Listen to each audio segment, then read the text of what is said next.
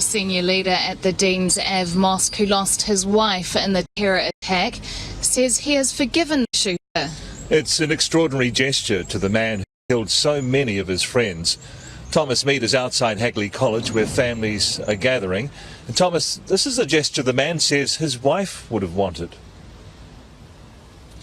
That's right. Good evening, Mike. Many people will remember Farid Ahmed from our initial coverage. We first met him in the minutes after that terrible massacre, and at that time he had not heard of the fate of his wife, and he has since received some terrible news. This is the story of Huzma Ahmed. To have a memory of three of us. Gathering to remember a woman loved by all who met and knew her.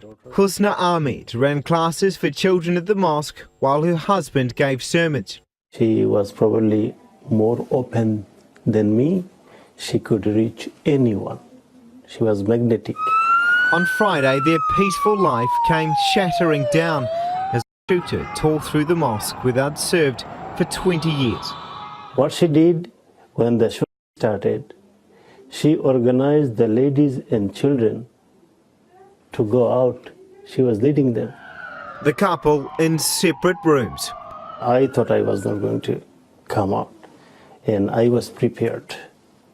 And that's why I just, in a moment, I just thought, no point of panicking. I better be calm and ready. Farid Ahmed, who uses a wheelchair, couldn't flee. She was coming back for me. And that is the time. Just, when she was coming towards the gate, that is the time she was. On Friday outside on the cordon in the hours following the terrorist attack, Farid spoke to Newtub, hoping his wife was okay. I don't know where my wife is. She was in the ladies' room. The news, the worst he could imagine. She lost her life trying to save him. Tonight, people are paying their respects.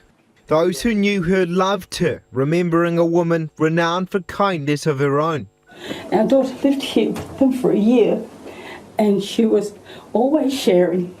And despite the terrible act of hatred, Farid Ahmed has found a way to forgive the shooter.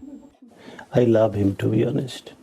I think probably he went through some trauma in his life. Probably he was not loved. I don't hate him at all. I don't hate him at all. Not at all.